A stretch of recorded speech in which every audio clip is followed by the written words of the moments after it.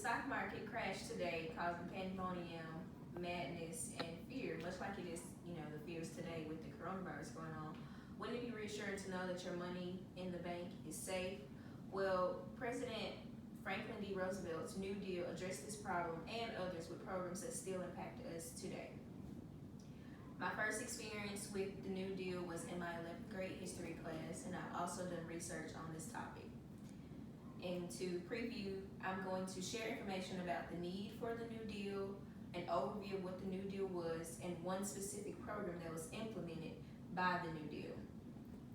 And so from 1929 to 1933, in the United States, this time period was known as the Great Depression. Not only were the effects felt similarly around the world, but the United States was also hit especially hard.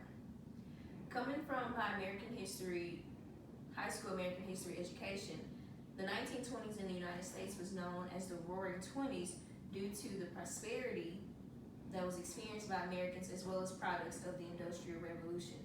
Yet, the joyous feelings of this time would not be experienced indefinitely.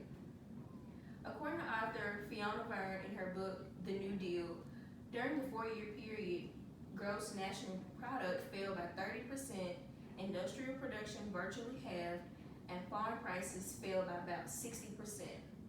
Unemployment rose from 3% to about 25% of the workforce. According to History.com editors in the article New Deal, unemployment levels in some cities reached staggering levels during the Great Depression.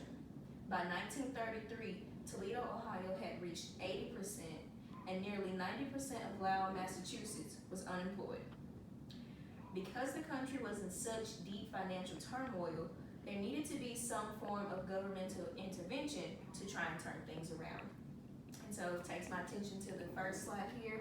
This is just general information about the Great Depression, including the causes, the collapse of the stock market in October 1929, and then that mindset that I spoke of during the Roaring Twenties decade also played a part in the Great Depression. And so the New Deal and World War II are credited as reviving the country and bringing the country out of this Great Depression. And in this photo, it just shows how desperate people were during this time. It says soup, coffee, and donuts for the unemployed, and the line was wrapped around the block. And moving to my second point, in the book, The Great Depression, experienced in the 1930s from the Dust Bowl to the New Deal, authors Amadon Marcia-Lusted and Tom Castile say, one reason Roosevelt's ideas were referred to as the New Deal was because they were very different from the way things had been done before in this country. According to these same authors, the things that the New Deal addresses included child labor, where children often worked long hours in unsafe working conditions and no government help for the sick or elderly.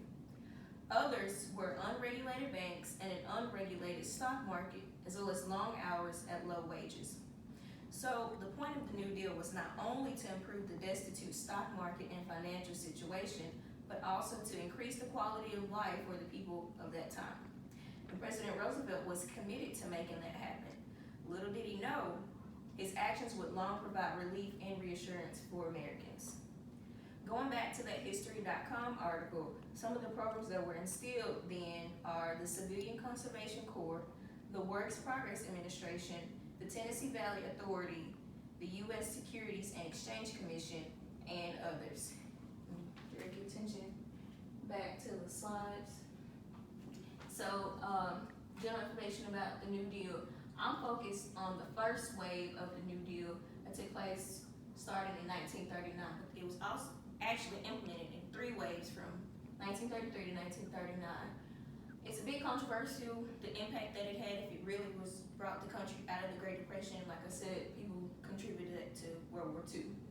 But notable programs that I included are ones that we feel the impact of today: the Social Security system, minimum wage, FDIC, which I'll talk about later, and the SEC, which protects investors and stocks.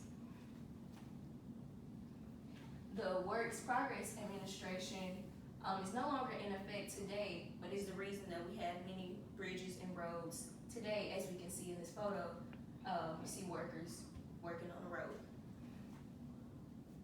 And the Tennessee Valley Authority is responsible for electricity generation, navigation, flood control, malaria prevention, reforestation, and erosion control. And I thought it was interesting to include since it affects us here in Mississippi.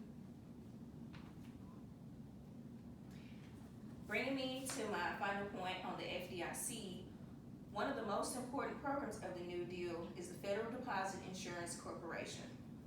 According to author Philip B. Williamson in his book, Insolvency Issues and the FDIC was established as an independent government corporation under the authority of the Banking Act of 1933, also known as the Glass-Steagall Act, to ensure bank deposits. Because there were widespread bank closures during the Great Depression, people were flocking to the banks to remove their money, which further impacted those institutions. By instituting this program, it encouraged people to put their money back into the banks, knowing that their funds would be protected. Back to Philip B. Williamson's book, the Federal Deposit Insurance Reform Act, which was enacted on February 8, 2006, raised the limit of the IRA insurance from $100,000 to $250,000. And today, you know that your money is protected if your bank is a member of the FDIC. And somewhere on their website, it will show you that they're a member, which you know that up to $250,000 of your money would be protected. And so I have shared with you the need for the New Deal, an overview of what that was, and one specific program that was put into place by the New Deal.